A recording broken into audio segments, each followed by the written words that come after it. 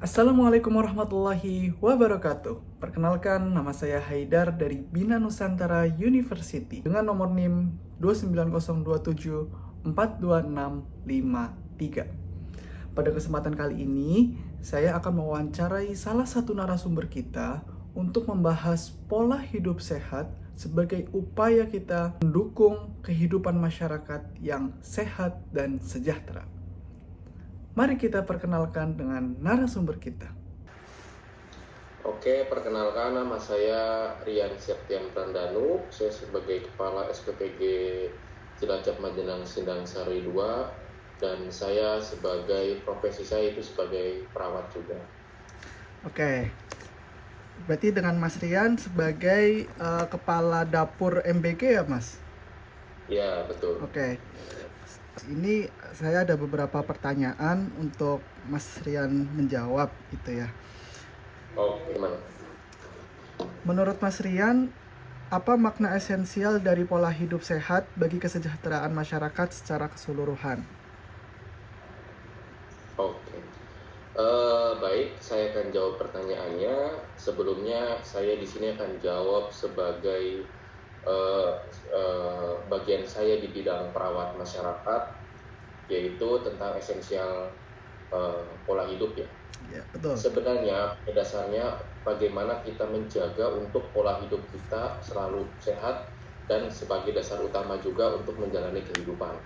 Esensinya itu kita bisa menciptakan sesuatu lingkungan untuk keseimbangan, baik itu di bagian fisik, mental kita, dan sosial kita terhadap masyarakat, serta menghindari pola hidup yang negatif untuk terhindar dari beberapa penyakit yang notabene itu sebagai penyakit menular ataupun penyakit yang dapat ditimbulkan dari pola hidup yang tidak sehat ataupun tidak berkualitas. Seperti itu, Mas. Oke Mas, lanjut ke pertanyaan berikutnya. Pertanyaan selanjutnya, seberapa penting edukasi kesehatan bagi masyarakat dalam meningkatkan kesadaran masyarakat untuk hidup sehat? Oke, menurut saya sangatlah penting untuk memberikan edukasi kesehatan, karena pelayanan masyarakat di bidang kesehatan itu selain untuk menciptakan pencegahan berbagai penyakit, juga dapat memaksimalkan, yaitu untuk meningkatkan kesadaran ataupun kebiasaan sehat dalam pola hidupnya. Karena perilaku di masyarakat yang condong mengarah mengkonsumsi berbagai makanan yang dapat menimbulkan penyakit tertentu, itu dapat dicegah juga dengan edukasi secara rutin, baik itu dari pelayanan kesehatan ataupun dapat disampaikan juga di posyandu sekitar, seperti itu juga bisa. Oke Mas, kalau pola hidup sehat menjadi kebiasaan umum masyarakat, apa dampak positif yang dapat dirasakan dalam bidang kesehatan masyarakat maupun ekonomi dan sosialnya gitu Mas? Oke, baik, akan saya jawab. Berarti ada beberapa dampak positif yang akan bisa ditimbulkan setelah kita melaksanakan kebiasaan pola hidup sehat kita. Pertama, yaitu tentang kesehatan masyarakat. Bagaimana di masyarakat itu bisa menurunkan angka penyakit kronis, baik itu dari pola hidup yang kurang sehat ataupun dari kebiasaan merokok, dan tentu saja dapat menurunkan angka penyakit kronis apabila terus dibiasakan melaksanakan pola hidup baik. Dan yang kedua, bisa juga meningkatkan harapan hidup. Harapan hidup itu bagaimana kita bisa survive ataupun menjalani kehidupan kita dengan pola hidup yang lebih sehat. Dan yang selanjutnya itu tentang ekonomi ya. Ini dampak besar dari ekonomi, yaitu tentang produktivitas kita.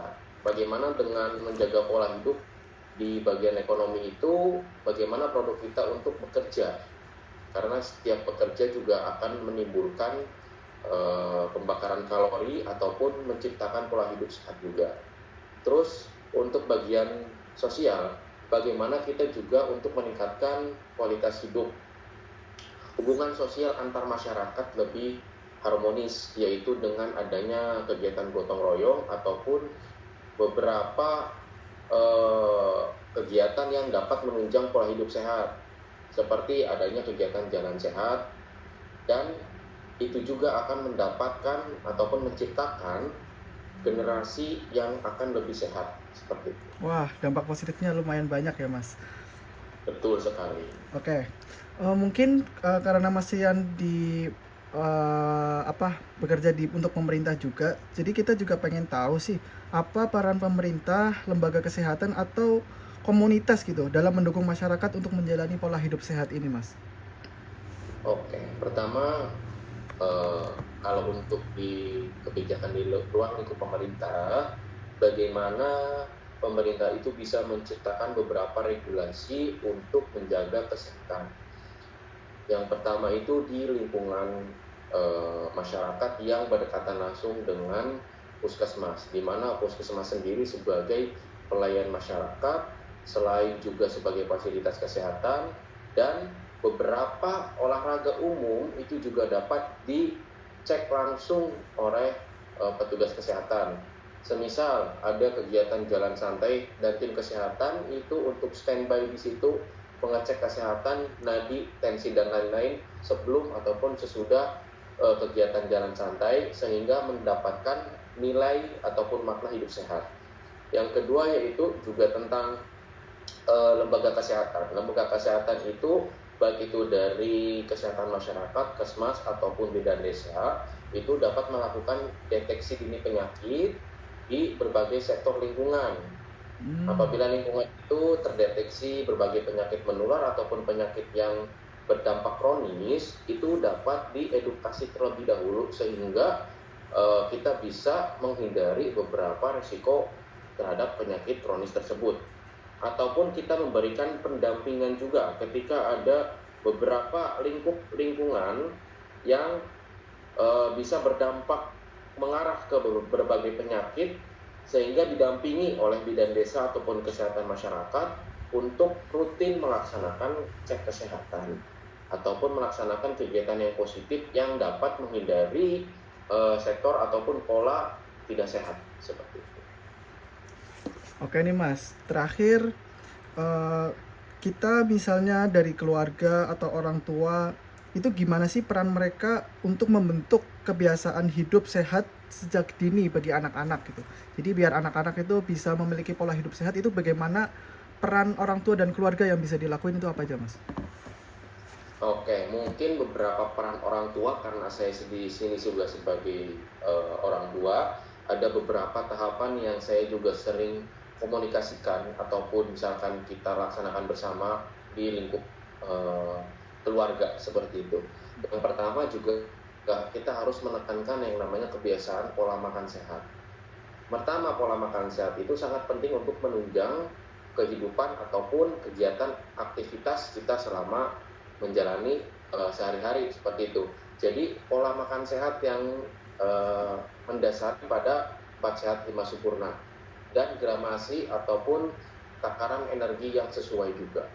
Terus mengajarkan bagaimana kita juga ke ruang lingkup kita, ke keluarga kita, yaitu tentang pentingnya olahraga dan kebersihan.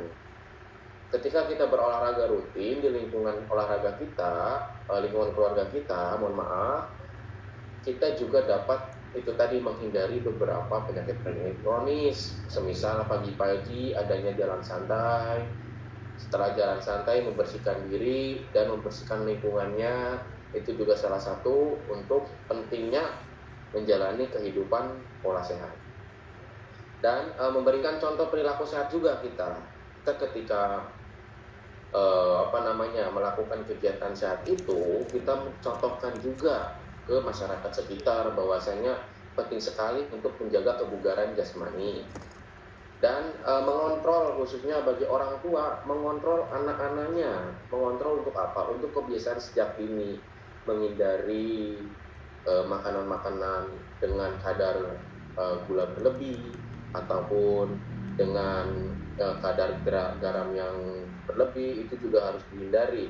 Dan sebagai orang tua juga kita harus mengontrol pola kehidupan anak-anak itu sendiri, di mana pola istirahat amankannya untuk anak-anak tetap istirahat 2 kali dalam satu hari, yaitu di malam sebelum jam 8 malam dan di siang setelah duhur ataupun jam 1 itu sudah bisa waktu untuk istirahat sampai dengan jam 2. Jadi karena untuk pola kebiasaan ini dapat berpengaruh di dalam metabolisme tubuh, khususnya di dalam pembentukan sel darah putih dan sel darah merah. Seperti itu, Mas. Oke, mungkin cukup dulu untuk sesi diskusinya. Terima kasih banyak atas waktunya. Siap. Demikian tadi video wawancara saya, semoga bisa bermanfaat dan memberikan inspirasi buat kita semua. Wabillahi taufiq wal hidayah. Wassalamualaikum warahmatullahi wabarakatuh.